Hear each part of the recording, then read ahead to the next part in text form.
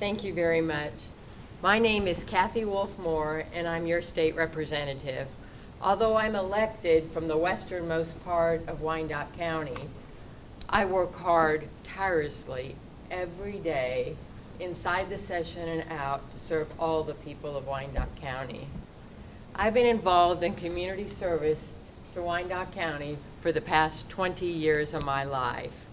I originally started my public service by having the opportunity to work with Mayor Carol Marinovich. I was her chief of staff, and some of our accomplishments, along with the help of so many community leaders, were the consolidation of our governments, which I think has proved very successful and very beneficial for our community, and the development of the Legends and the Speedway out in the western portion of our community.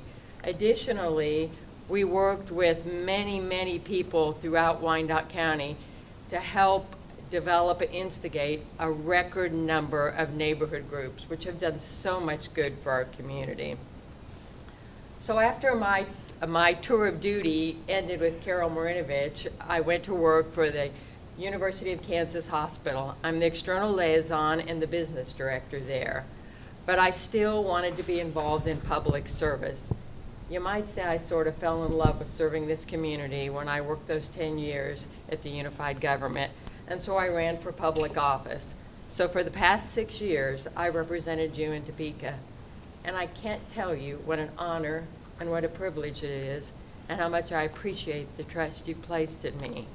But I have to be honest with you, things are not good in the state of Kansas. Our state is essentially dead broke. We have countless problems that need to be addressed, and I'm sure we'll probably get into some of those as the questions go on, but just to suffice to say that because of our tax plan, we are starving out mental health, schools, universities, senior programs. We're not making our necessary payments to CAPERS. So we have to change this, and we have to change this right away. So I'm hoping that I'll be elected to go back to Topeka, but I'll get some help across the state of Kansas.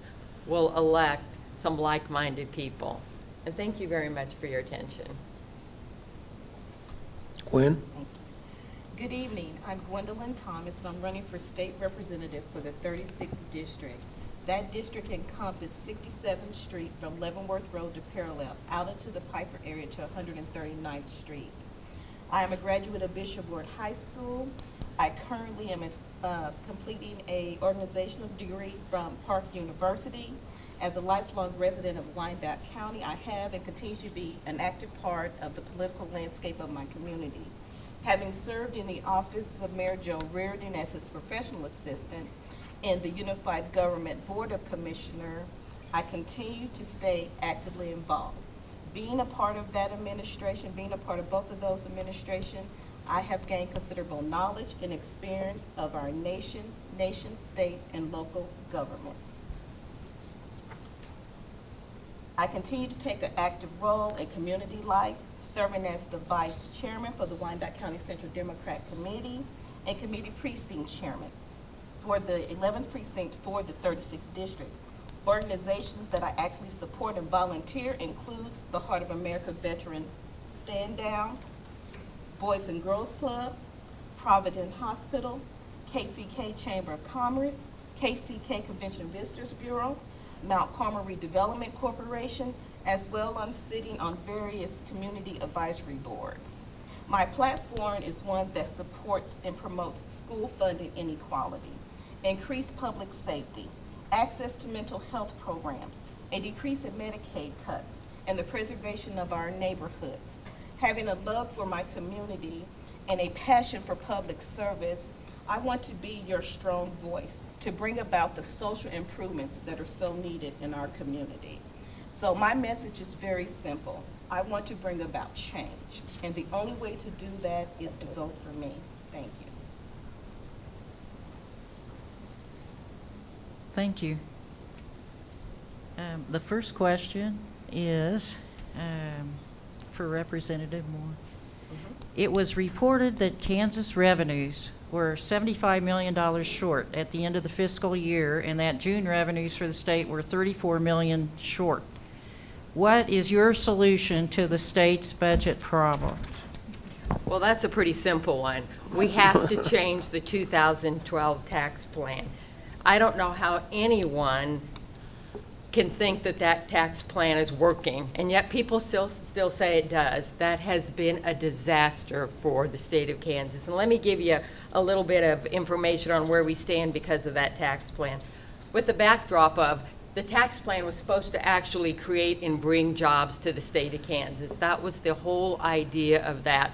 The idea was that if you allowed people who had LLCs to not pay taxes, they would create jobs. Anything but that has happened. So we've had 0% job growth over the last 12 months. Personal income is down. So the gold standard to measure how your state is doing is by looking at personal income growth. We are the second to the last in the nation, the second worst in the nation. We're not making our required CAPERS payments with no hope of being able to pay them back. We have no state reserve fund, none. In fact, we've borrowed from every entity and every agency we could possibly borrow from. We've used up all the state highway money, so there is no place to go. So it is absolutely job number one when I go back to Topeka in January to fix the very failed tax plan. Okay, the same question for Gwen. Would you like me to repeat it? Yes, please. Okay, it was reported that Kansas revenues were $75 million short at the end of the fiscal year, and that June revenues for the state were $34 million short. What is your solution to the state's budget problems? You know, I have been reading a lot lately in the newspaper about all of these budget issues. And, you know, I just think that we're just going to have to get back to the basics and try to figure out, you know, how we can bridge the gap and how we can bring the community and make them more involved in the process. I don't think it's something that sometimes state representatives can do on their own, but I do believe that if they reach to the constituency base and kind of bring them into the situation and kind of figure out how can we correct the mess and fix the mistakes that have already been made, I think that's the best way that I would go about doing it, involving the constituents and to see how we can correct the mistake. Okay, a follow-up question for you is, do you see yourself more aligned with the state administration's plans, or or one of the parties, the Democrats, for example, or the Republicans' plans on the budget?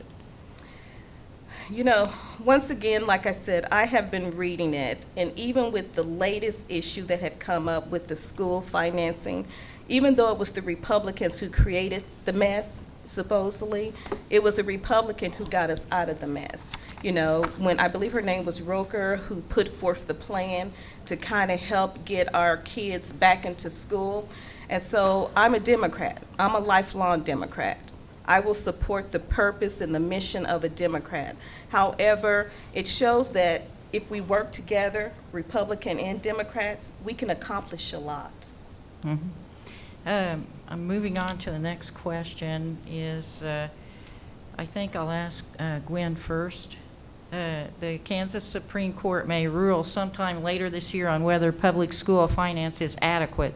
Do you think the legislature should increase funding for schools, and what is your position on funding for public higher education? I do believe we should increase the funding.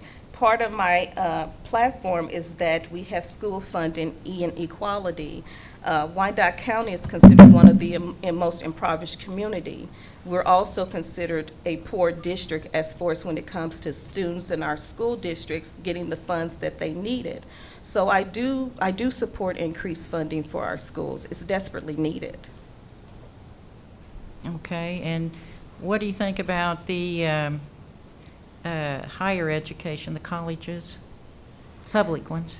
You know, I'm currently going to school. I'm currently back in college. And so for me personally, I'm paying for my own tuition. I'm paying to get my degree. And so if there was some type of assistance or funds that were available to assist me in that, yes, I would love that. I would love that aid and that help in doing so. Thank you. Representative Moore, could you answer the same question? Would you like me to repeat Sure. it? The Kansas Supreme Court may rule sometime later this year on whether public school finance is adequate. Do you think the legislature should increase funding for schools? And what is your position on funding for public higher education? Well, first of all, we've already tackled the equity portion, and that we tackled successfully in the special session. And it was very odd, but very reassuring to see the Democrats, the moderate Republicans, and the conservative Republicans come together to do that. And I just hope that that's a sign of what can happen in the future. So if the Supreme Court does rule that we are not adequately funding public education, absolutely, I think we have to do this. Now, in higher ed, what's been happening because of this tax plan, one of the victims of that are our colleges and universities. So there have been rather severe cuts to them. That's caused the universities to have no choice but to raise their tuition. So people are being squeezed out. When I went to college and graduate school, it was affordable. I could do that. But now we are making college and higher ed of all types almost unaffordable. I think that higher ed or technical training, that kind of training is the great equalizer. Anyone who gets this higher education can accomplish about anything, but we're making that very difficult. The other thing is that we're in a region, and if Kansas tuition for our colleges and universities becomes so steep that two things will happen. We'll stop attracting students from the outside, and our students that normally go to our Kansas colleges and universities will choose other locations outside our state. So it is crucial. Once again, it all comes back to fixing this tax plan so that we can afford to provide the money, the funds we need to help keep higher ed healthy in the state of Kansas. Thank you. Uh-huh. Another question, Representative Moore. What is your position on legislation that was proposed to change the rate of proceeds from slots gaming that goes to racinos, including the Woodlands in Kansas City, Kansas, which is currently closed? Well, here's how I feel about that. I am not at all opposed to the Woodlands. Here has been my sort of beef or bone of contention. Years ago, when the Woodlands was operating and then it was closed, of course, we were all very saddened by that and wanted to see it open. However, we're in a sort of different time now. We've got some magnificent development in the western part of our community. So I would like to see a development plan or some promises that will happen if that is developed. I mean, the last thing I want to see is sort of a shoddy, half thought out casino at the Racino at the Woodlands. It has to be first class. It has to fit in with the rest of our community. And if I can be assured that that's the case, I would absolutely be for it. Thank you. Gwen? Yes. I would have to say that I do agree with State Representative Moore. The Woodlands is a beautiful place. I've attended a lot of events there, over the years. And I have no problems with the gambling aspect of it, but I just think that we are developing more things out west. And I could just see the Woodlands being something that's beautiful, productive, a nice state-of-the-art type convention center, something that would really get a lot of use and the citizens can truly benefit from. Thank you. Let's see, who did I start with last time? Okay, Gwen, I have a question for you.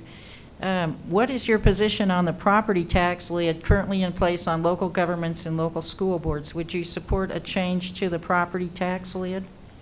The property, say that again. The Property tax lid? Yeah.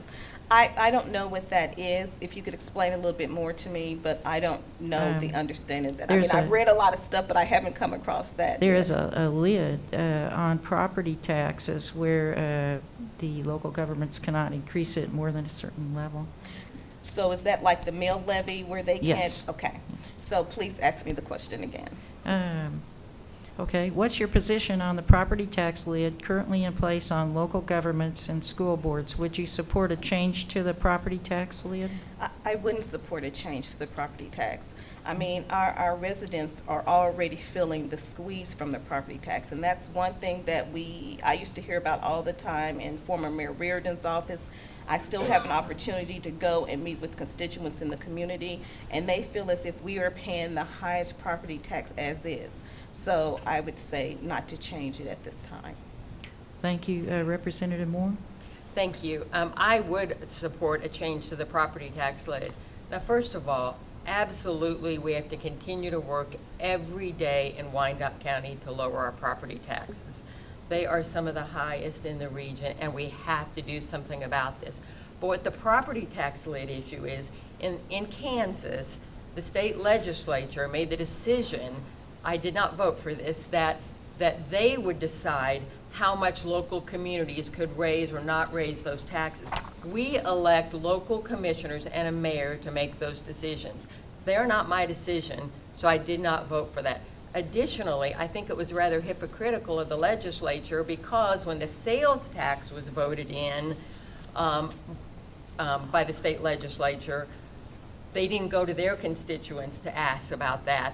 They just did it. And by the way, that sales tax made us the highest sales tax, second highest sales tax in food in the nation. So I absolutely am for lower property taxes in Wyandotte County, but it's not the legislature's decision. It's the people that are closest to the problem, your commissioners and your mayor and your school board. That's their decision, not mine. Thank you very much. Good. Thank you. Let's see. Oh, Representative Moore, the budget for local community mental health centers has been cut by the state, resulting in the local communities now picking up more of the cost, from what I hear. And what's your position on state funding for local mental health centers? Should it be increased? I'm a huge supporter of mental health services. I absolutely think it should be increased. It's a travesty what we've done to mental health between what they've done to their budgets and what's happened in Osawatomie. Osawatomie has been nothing short of a disaster. Part of it's been closed down because it wasn't able to be recertified because of the things that were going on. So we're feeling the pain of that here in Wyandotte County. So absolutely, we need to increase mental health services. I have worked tirelessly on that, and I have been, it's been a special issue for me. The Association of Community Mental Health Centers, both in 2012 and 2014, awarded me as the Public Official of the Year in the state of Kansas for my work on mental health, and I'll continue to do so because I think it's that important. Thank you so much. Thank you. Gwen, would you like me to repeat it? Yes, please. The budget for local community mental health centers has been cut by the state, resulting in the local communities picking up more of the cost. What is your position on state funding for local mental health centers? Should it be increased? Yes, I do believe it should be increased. I recently had a conversation with someone several weeks ago that actually worked in the mental health care field. And after 20 some odd years, she decided to retire because she felt as if that she could not provide the patients with the care that they so desperately needed because funds were being taken away. And so she did not want to kind of be a part of not being able to provide that care. So she decided to retire after some 20 some odd years. So yes, I do believe that it should be increased because, you know, whether you know that you need mental health care or, you know, whether you're seeking it, there needs to be that access to it for individuals who need it. Thank you.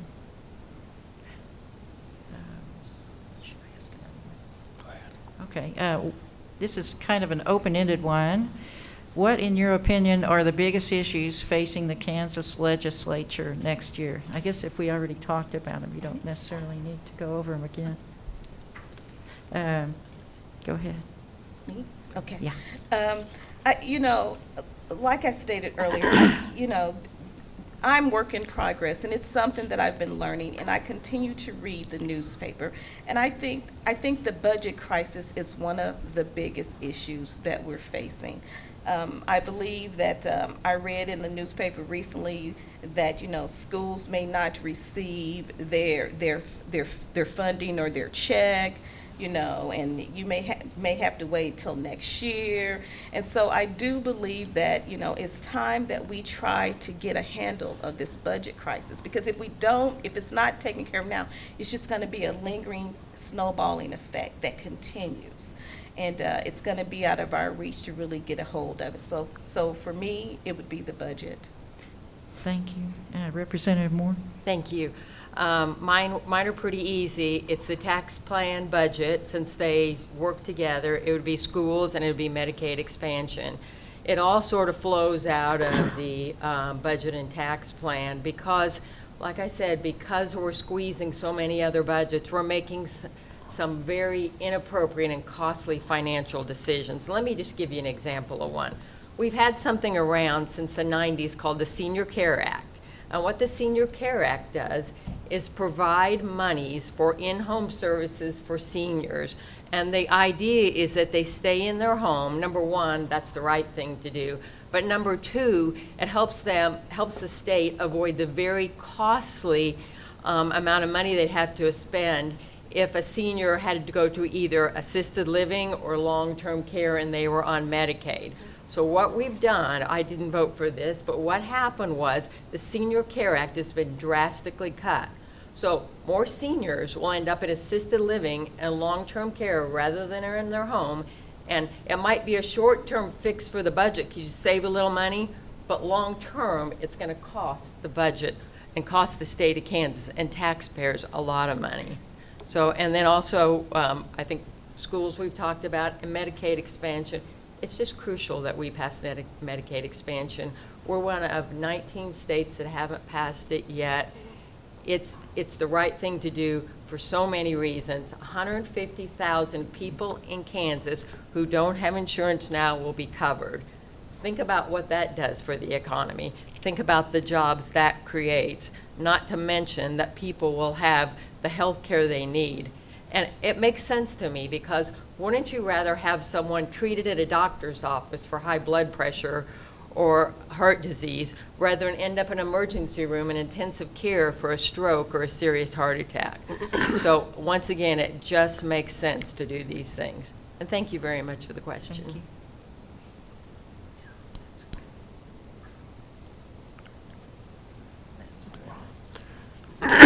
We will now let the candidates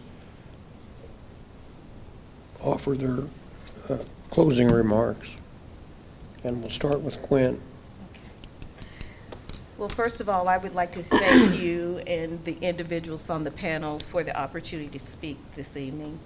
As I stated earlier, I'm running for state representative of the 36th district. It has been a passion of mine to be more involved and actively involved in my community and to make change and to bring about the change that I want to see. And the only way I can make change and bring about that change is to get involved in the process. And so that's why I have chosen to run for this position. I do believe that I could be a strong, positive voice for this community, one that involves social issues, one that can engage the community more, and one where we can feel like we're inclusive. So I ask that you vote for me on August 2nd to be your state representative. Thank you. Kathy?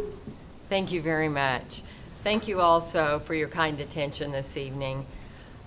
You know, like I said earlier, we have so many problems, serious problems facing the state of Kansas today.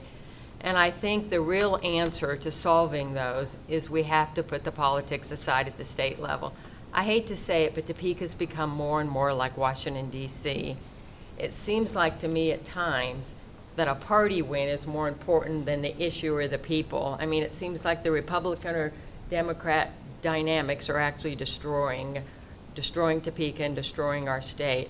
I think we have to get a little of that out of the way and be more concerned about what the issue is and about the people we're serving. You know, I have worked tirelessly over the last 6 years on these issues. I love this community. I always will, and I'll always work hard for this community. And I'll ask you, when you make your vote on August 2nd, and I hope you will vote, because a primary is so very important, but I'd ask you to judge me on 3 things: my character, my work ethic, and my voting record. And now I would challenge you on my character to reach out to any, regardless of party, Republican or Democrat, any state representative in the state of Kansas or any state senator to ask them about my character. And while you're at it, ask them about my work ethic. I'm sure there's people that work as hard as me in Topeka, but I can guarantee you there's no one that works harder. And I'd also ask you to check out my voting record. My voting record aligns with what's important to Wyandotte County. So once again, thank you so very much. I appreciate your support, and I ask for your support. I'd be honored by it on August the 2nd. Let's give these people a hand.